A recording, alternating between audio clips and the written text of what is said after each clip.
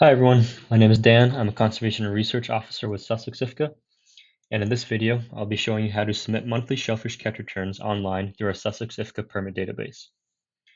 This video applies to all shellfish permit holders, whether commercial or recreational, and of course keep in mind that through the Sussex IFCA Shellfish Permit bylaw, shellfish permit holders are required to submit monthly catch returns.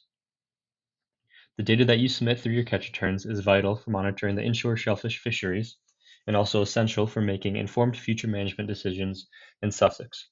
So we'd like to thank you for submitting your catch return information. Let's start the catch return process by navigating to the home page of the Sussex IFCA website. On the left-hand side of the screen, you'll see a blue lobster icon. Once you click on this icon, you'll be brought to the Sussex IFCA Permit Database login page. From here, you'll have to enter the email address and password associated with your shellfish permit. If you can't remember either of these, don't think you have one, or having any difficulties logging into your account, just phone our office and our team will be happy to help.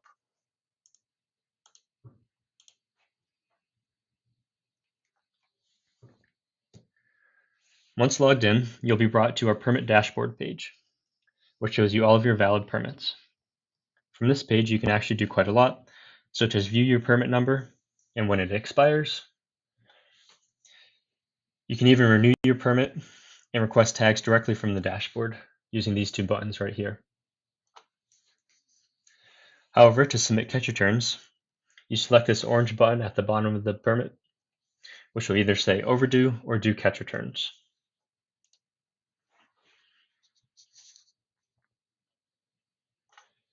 From here, you can see all of the months your permit has been valid, including the months with overdue catch returns.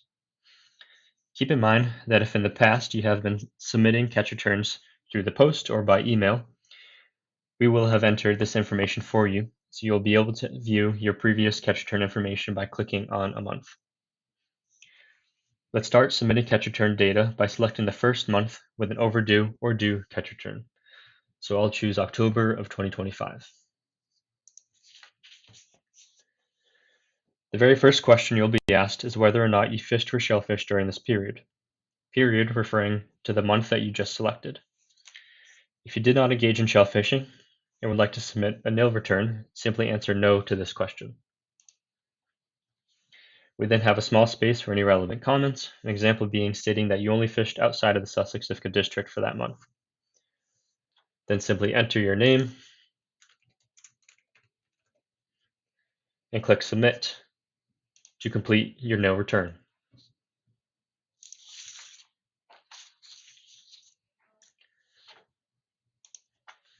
However, if you did engage in shell fishing during that month, you'll select yes. This map is showing the 4 IC subsquares that make up the Sussex IFCA district. Here, you'll select the subsquare where you fished for that month. If you fished multiple IC subsquares, that's not a problem. I'll walk you through how to add another IC subsquare once I'm finished with this catch return.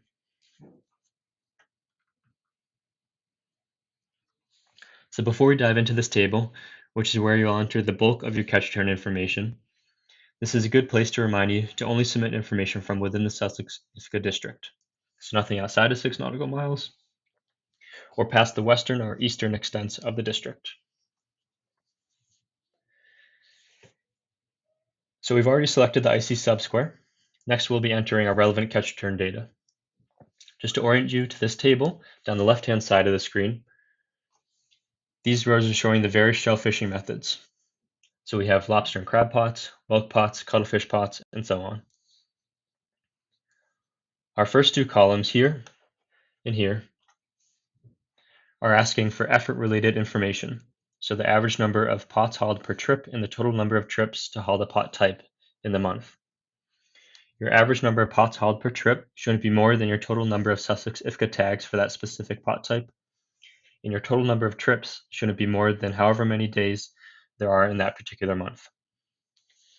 These remaining columns are for the total weight in kilos landed each month from each shell fishing method. So in November, I fished for lobster and crab as well as whelk. I fished with 200 lobster and crab pots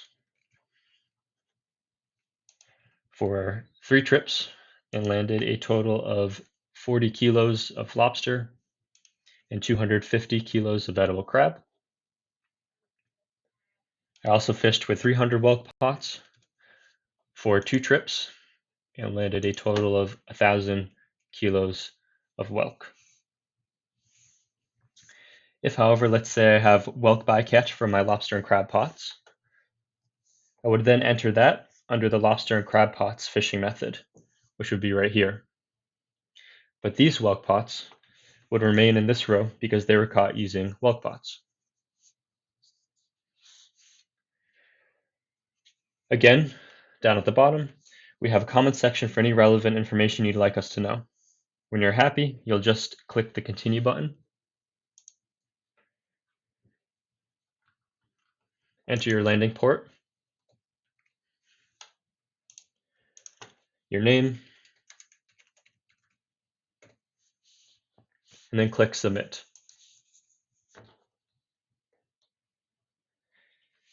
And now you can see that the information we just submitted has been recorded as a catch return. If you fished in multiple IC subsquares in 1 month, you'll just select the Add Area button to add another subsquare and the relevant catch return information for that subsquare. Thank you very much for watching this video. I hope it was informative for you.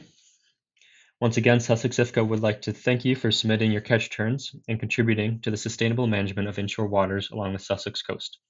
If you have any questions at all, please don't hesitate to get in touch. Thank you.